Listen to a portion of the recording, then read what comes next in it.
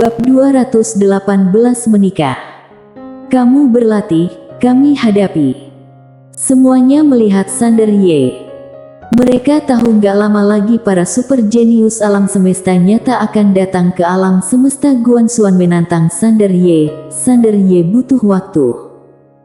Mereka mau mengulur waktu untuk Sander Ye. Sander Ye menatap mereka. Darahnya mendidih.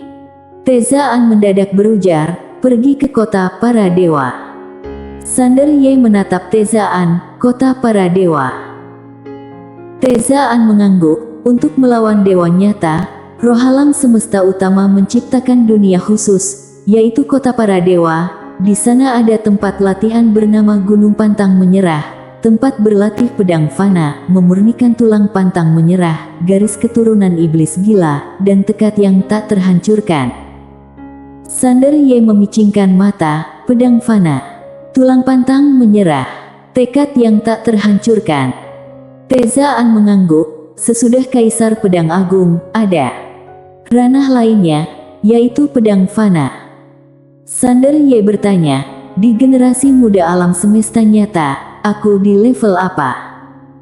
Tezaan menatap Sander Ye, di bawah rata-rata. Sander Ye memicingkan mata, di bawah rata-rata. Semuanya ngeri. Sander Ye telah menjadi generasi muda terhebat di alam semesta Guanxuan. Generasi muda terhebat dari alam semesta Guanxuan hanya rata-rata di alam semesta nyata. Tezaan berujar, tahu Pangeran An? Sander Ye mengangguk. Tezaan berujar, dia baru 20 tahun. Sander Ye mengepalkan tangan. Menjadi pangeran di usia 20. Sander Ye sangat terkejut. Dia tak menduga Pangeran An berusia kurang dari 20 tahun. Tezaan berujar lagi, dia juga bukan jenius terhebat di alam semesta nyata. Dewa nyata pernah memperbudak banyak alam semesta, dia nggak memonopoli semua sumber daya, malah diberikan secara cuma-cuma pada alam semesta nyata. Jadi dia menjarah sumber daya alam semesta lain untuk menguatkan diri dan seluruh alam semesta nyata.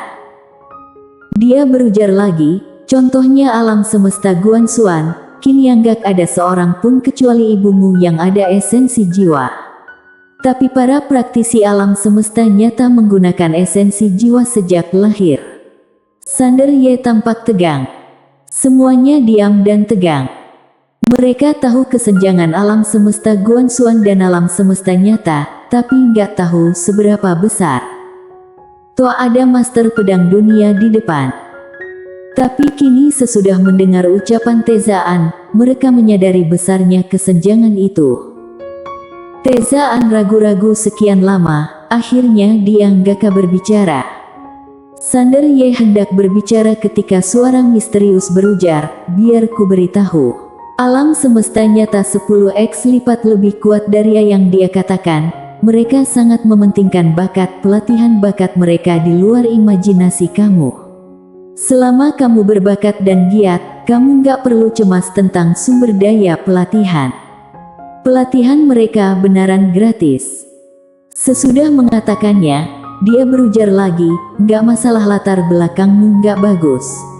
Selama kamu giat, benaran bisa maju. Di alam semesta nyata, ada kaisar dewa kuno yang bakatnya rata-rata, tapi sangat ulet, mengandalkan teknik dan esensi jiwa gratis di tahap awal. Dia lalu membuka jalan kuno dan menjadi kaisar dewa kuno, banyak yang seperti dia. Sander Ye berujar, mereka semua berlatih dengan gratis. Suara misterius berujar, ya, nggak hanya gratis. Selama memenuhi persyaratan tertentu, juga bisa menerima esensi jiwa setiap bulan. Sander Ye diam. Suara misterius berujar, jadi pertumbuhan kekuatan alam semesta nyata sangat mengerikan. Kekuatan generasi muda mereka tak tertandingi. Kekuatan alam semesta nggak hanya bergantung pada kalangan atas, tapi juga tergantung kalangan bawah. Seingatku, dalam sejarah, hanya ada 2 generasi muda dari 2 pihak yang bisa bersaing dengan alam semesta nyata. Yang pertama adalah keluarga terkuat di seluruh alam semesta, klan Botian. Sander Ye penasaran, klan Botian. Suara misterius berujar, ya, ras kuno yang berusia ratusan juta tahun yang ada garis keturunan dahsyat yang khusus, yaitu garis keturunan Botian. Di alam semesta yang luas ini, hanya ada garis keturunan iblis gila di tubuhmu dan garis keturunan khusus ibumu yang bisa bersaing dengannya. Sander Ye bingung, senior, masih ada garis keturunan lain di tubuhku. Suara misterius berujar, ya. Sander Ye bertanya, apa itu? Suara misterius berujar, nanti kamu tahu. Sander Ye diam. Suara misterius berujar lagi, ada kekuatan lain yang tak terkalahkan selama ini, keturunan Shinto, yang mengaku sebagai pencipta alam semesta, yaitu pendahulu sekte Tao. Mantan majikan Penatao adalah salah satu pendiri keturunan Shinto, lalu keturunan Shinto ditindas dewa nyata. Sejak majikan Penatao berkelana, keturunan Shinto yang kuat lainnya juga menghilang. Pagoda kecil mendadak penasaran, selain dipukul oleh Kak Destri, majikan Penatao pernah dipukuli orang. Suara misterius berujar, pagoda kecil, yakin mau tanya? Pagoda kecil. Suara misterius berujar lagi, alam semesta Guanxuan kini memang kuat, tapi kamu lagi menghadapi alam semesta nyata, satu-satunya penguasa super di alam semesta. Jangan remehkan. Sander Ye mengangguk, paham. Generasi muda dulu. Sander Ye menggeleng, juara pertama alam semesta Guanxuan begitu saja. Dia mau menjadi generasi muda terkuat di semua alam semesta. Sesudah memikirkannya, Sander Ye menatap Tezaan, senior, aku ikut ke kota para dewa. Praktik. Tezaan mengangguk, ya. Sander Ye bertanya, kapan berangkat? Tezaan berujar, besok. Sander Ye mengangguk, ya. Tezaan berujar, urus urusan pribadimu secepatnya. Sesudah mengatakannya, dia pergi. Sesudah melihat Sander Ye, Taraf beserta yang lain juga pergi. Sander Ye menarik napas panjang, lalu menatap Grace Nalan yang tersenyum. Sander Ye menghampiri Grace Nalan, dia meraih tangan Grace Nalan dan berbalik menuju aula maya nyata. Semuanya melihat keduanya. Terutama orang-orang berkuasa di paviliun Xianbao, biarpun Stella Qin gak mengatakannya, mereka tahu mulai sekarang gadis ini akan menjadi ketua paviliun Xianbao. Ketua paviliun baru paviliun Xianbao. Keluarga Nalan sangat gembira. Mulai hari ini keluarga Nalan akan menjadi super klan alam semesta Guanxuan. Grace Nalan bukan hanya nyonya Akademi Guanxuan, tapi juga ketua paviliun Xianbao. Keluarga Nalan maju pesat hanya masalah waktu. Melihat kegembiraan orang keluarga Nalan, Mirwan Nalan mengernyit. Kini, selain bersemangat, dia juga waspada. Kesombongan mendatangkan bencana. Dia harus menahan keluarganya dengan baik, kalau enggak, kalau keluarga Nalan sombong, bencana akan datang.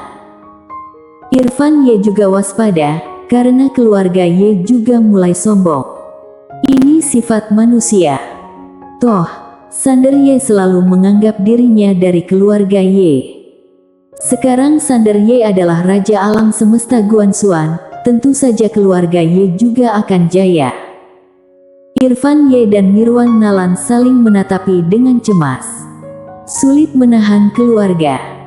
Ketika Sander Ye dan Grace Nalan pergi, semua mastera Akademi Guanxuan pergi.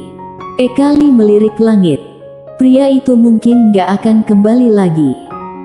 Sesudah Ekali diam lama, dia menggeleng, tersenyum, lalu pergi.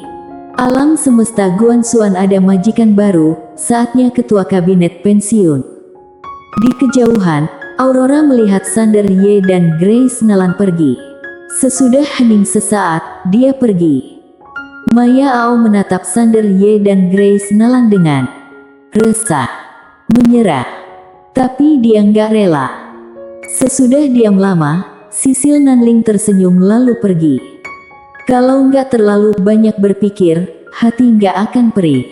Ella Fei menatap Grace Nalan dan Sander Ye sembari tersenyum. Kedua anak itu akhirnya bahagia. Sesudah Ella Fei berdiri lama, lalu pergi. Sander Ye menarik tangan Grace Nalan sambil berjalan, tanpa berbicara. Grace Nalan berbisik, seperti mimpi. Sander Ye mengangguk dan mendesah dalam hati. Periode ini seperti mimpi.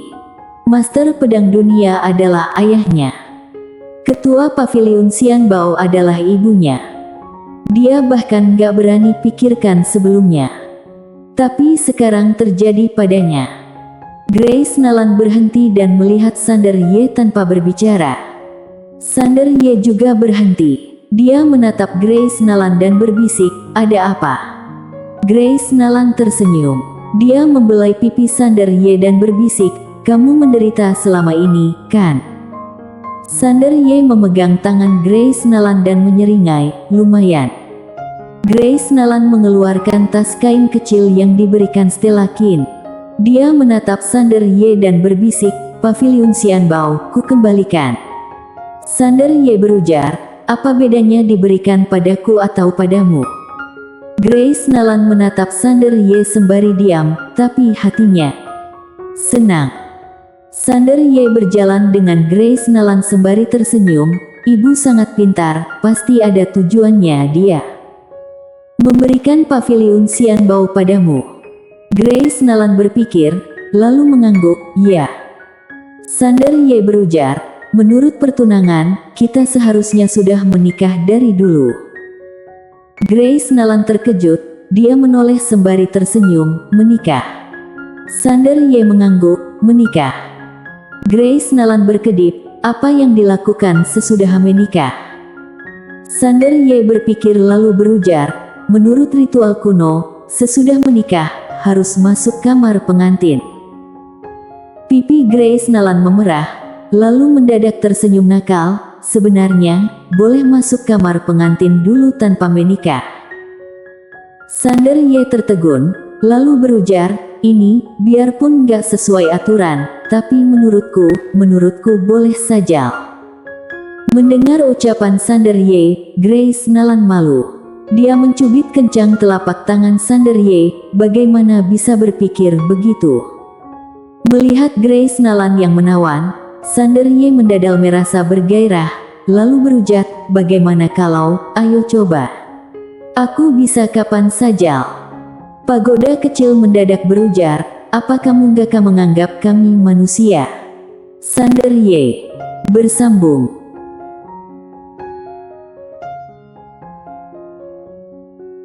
Bab 219. Kehidupan Mileye. Mendengar ucapan Tuan Pagoda, Sander Ye malu. Dia lupa akan Tuan Pagoda serta Master Misterius. Gak mengerti harus menghindari Tuan Pagoda.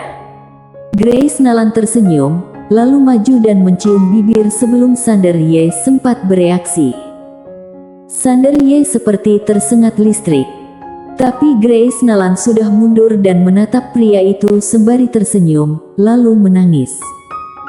Sander Ye merangkul pinggang Grace Nalan sembari berbisik, "Ada apa?" Grace Nalan tersenyum, bahagia. Sander Ye memeluk Grace Nalan dan berbisik, "Aku gak akan membiarkan kamu terluka lagi." Grace Nalan memeluk Sander Ye dan membenamkan kepala di bahu Sander Ye sembari menutup mata, "Ya." Sesudah mengatakannya, dia memeluk erat Sander Ye. Nyatanya, waktu jadi jiwa, dia tahu banyak hal, seperti gadis-gadis tertentu. Sesudah sekian lama, Sander Ye mengajak Grace Nalan pergi. Langit berbintang di medan perang maya nyata berwarna abu-abu, tanpa sinar bintang, dan membuat orang tertekan. Di sekeliling keduanya, banyak master yang melindungi. Dalam perjalanannya, Sander Ye yang pendiam kayaknya membuka kotak obrolan hari ini. Dia membicarakan segala hal tanpa henti. Grace Nalan yang digandeng hanya berbicara sedikit tapi terus tersenyum. Pagoda kecil berujar, "Anak kecil, mau pergi ke Laut Bintang?" Sander Ye terkejut, Laut Bintang. Pagoda kecil berujar, ya, ayahmu meninggalkan 2 bangau kertas di sana. Mau lihat? Sander Ye berkedip, bukankah nggak bagus? Pagoda kecil tersenyum, mungkin bermanfaat. Sander Ye mengangguk, ayo. Kalau ayahnya meninggalkan harta karun, bakal untung.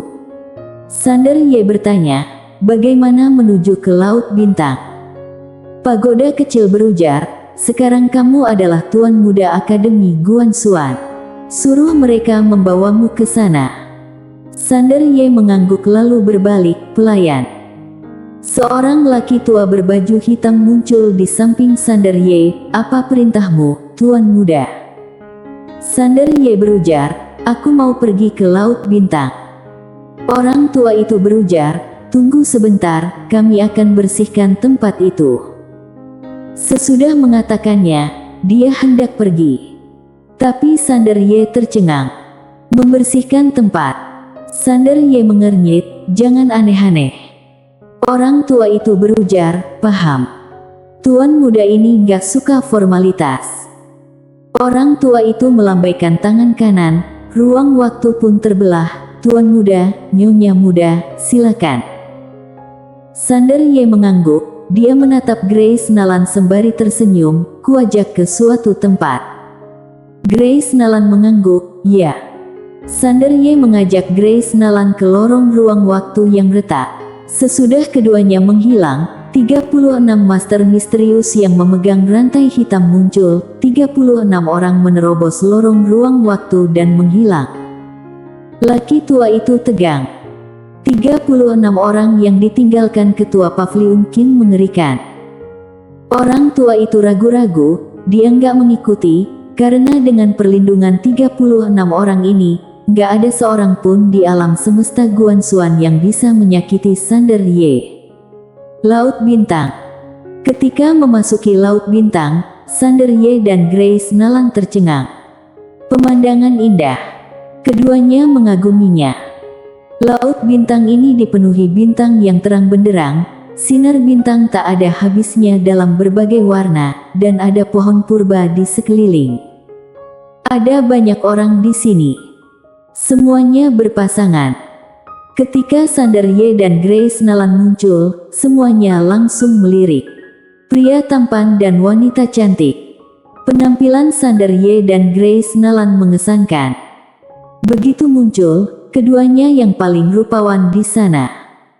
Di bawah instruksi Tuan Pagoda, Sander Ye dan Grace Nalan mendatangi pohon langit berbintang.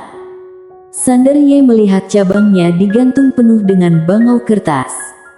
Mata Sander Ye tertuju pada dahan dengan 3 bangau kertas tergantung.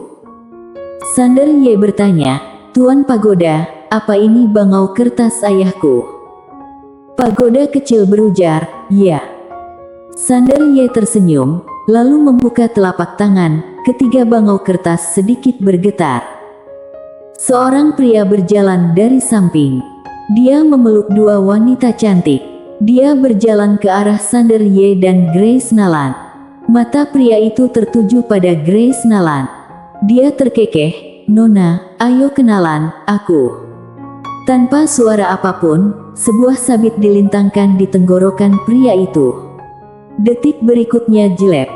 Kepala dan leher pria itu terpisah. Nggak amis, karena ketika kepala dan lehernya dipisahkan, pria itu langsung menghilang. Kayak nggak pernah terjadi. Kedua wanita cantik itu tercengang. Detik berikutnya, mereka lari. Sander Ye mengabaikannya. Dia membuka telapak tangan, ketiga bangau kertas terbang ke tangan dia. Ada seberkas sinar pedang pada 3 bangau kertas, tapi ketika bertemu dengannya, sinar pedang bergetar, lalu menghilang. Sander Ye membuka bangau kertas di sebelah kiri, hanya ada 1 kalimat. Kuharap adikku selalu bahagia. Sander Ye sedikit penasaran, Tuan Pagoda, apa ini? Pagoda kecil berbisik, itu milik bibimu bergaun putih. Bibi bergaun putih. Sander Ye tersenyum, Tuan Pagoda, kuingat kamu pernah bilang kalau bibiku banyak jumlahnya, benarkah? Pagoda kecil berujar, banyak. Apalagi semua jago bertarung. Sander Ye menyeringai, senang rasanya banyak kerabat. Pagoda kecil. Suara misterius berujar, kayaknya dia suka panggil orang. Pagoda kecil berujar, dia harus menanggung kesulitan, jadi kita harus mencari cara.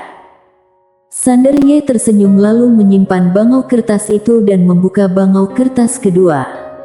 Hanya ada satu kalimat, kuharap Destri bahagia setiap hari. Sander Ye diam. Ini ditinggalkan ayahnya. Sesudah sesaat, dia membuka bangau kertas terakhir, itu sebuah surat. Kehidupan aku, Mileye, paruh pertama hidupku terlalu sulit. Suatu ketika, aku terus merasa tanpa Destri, hidupku nggak berarti. Di paruh kedua hidupku, aku terus berupaya mengikuti jejak Destri dan ayahku, berusaha mencapai level mereka. Tapi musuhku selalu lebih kuat. Kalau aku nggak panggil Destri, aku pasti mati. Kalau aku panggil Destri, aku terpaksa jadi raja pencari pendukung. Tentu saja aku nggak mau mati, jadi dunia ini bertambah raja pencari pendukung. Tapi, nggak masalah, yang penting hidup.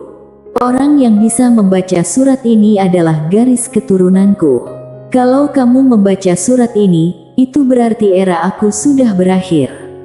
Biarpun aku enggan pergi, tapi nggak masalah karena nggak perlu kelelahan lagi. Nak, ketika mengejar puncak, jangan abaikan orang-orang di sisimu dan jangan terlalu lelah. Ayahmu akan membantumu menghadapi musuh terkuatmu. Bahkan kalau nggak berhasil menghancurkan para dewa, juga akan menghadapi segala bersamamu. Jangan berharap bisa menindas putraku. Kalau ada, berarti aku sudah mati. Sander Ye membaca surat dengan diam. Dia mengerti kenapa ayahnya menunda penerobosan dewa sampai sekarang. Keengganan dan kebencian selama 18 tahun lenyap. Ayah dan anak tanggung bersama. Sander Ye menyeringai, lalu melipat surat itu dan memasukkannya ke cincin penyimpanan. Grace Nalan menarik tangan Sander Ye dan berbisik, betapapun sulitnya perjalananmu, akan kutemani. Sander Ye menggenggam tangan Grace Nalan sembari mengangguk, ya. Dia melihat pohon langit berbintang sembari tersenyum, ayo tinggalkan bangau kertas. Grace Nalan tersenyum, ya. Sander Ye membuka telapak tangan dia. Di meja di kejauhan, dua bangau kertas terbang ke depan Sander Ye. Dia menyerahkan satu pada Grace Nalan, lalu mengeluarkan pena. Sesudah berpikir lama, dia menulis. Grace Nalan juga menulis. Sesudah sesaat, mereka selesai menulis. Sander Ye menatap Grace Nalan sembari tersenyum. Grace tulis apa? Grace Nalan hendak berbicara ketika Sander Ye berujar, aku tahu, rahasia. Grace Nalan menggeleng. Dia membuka bangau kertas, itu tertulis cinta Sander, selamanya. Sander Ye tercengang. Grace Nalan menatapi bangau kertas kecil Sander Ye, mengedipkan mata sembari diam. Sander Ye tersenyum lalu membuka bangau kertas, itu tertulis cinta Grace, selamanya. Melihat tulisan itu, Grace Nalan tersenyum. Dia menatap Sander Ye dengan lembut. Sander Ye membuka telapak tangan dia, bangau kertas dia dan Grace Nalan terbang ke pohon langit berbintang untuk digantung. Keduanya pergi. Laut bintang, nggak ada rahasia lagi di sini. Sander Ye kembali ke aula Dewa Maya nyata bersama Grace Nalan, keduanya nggak menikah karena nggak ada waktu. Dia sangat membutuhkan waktu sekarang. Di pintu masuk aula Dewa Maya nyata, Sander Ye menatap Grace Nalan, di sebelahnya ada Teza An. Sander Ye berujar, aku pergi. Grace Nalan mengangguk, Akademi Guansuan dan Pavilion Xianbao, aku akan jaga untukmu. Sander Ye mengangguk, ya. Dia melihat Teza An, senior, ayo. Teza An mengangguk. Keduanya hendak pergi, tapi ruang waktu mendadak terbelah di ujung langit yang jauh, lalu sebuah jalan emas terbuka. Dunia maya nyata.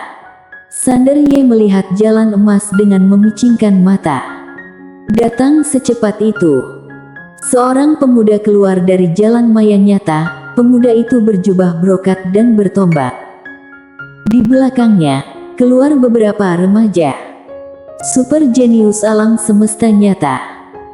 Sesudah pemuda berjubah brokat sang pemimpin keluar, dia melihat sekeliling dan mengernyit aura alam semesta ini. Buruk.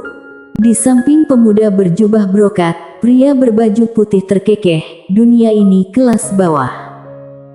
Pemuda lainnya mengangguk, level alam semesta ini memang sangat rendah.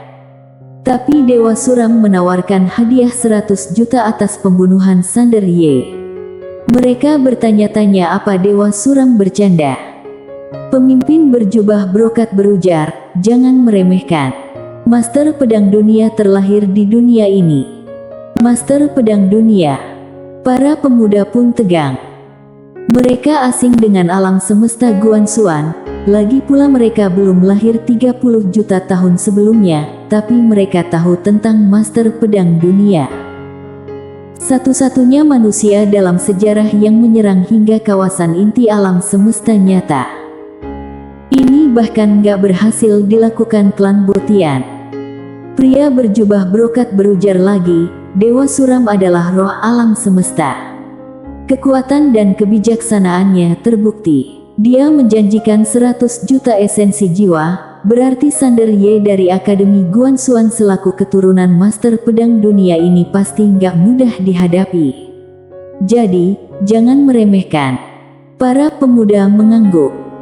Pemuda berjubah brokat melirik ke kejauhan dengan menyipit lalu gembira.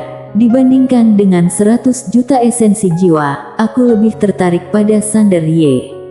Kalau bisa membunuh dia, aku bisa membawa kepalanya kembali ke alam semesta nyata, bisa menghapus penghinaan atas penyerangan Master Pedang Dunia pada alam semesta nyata.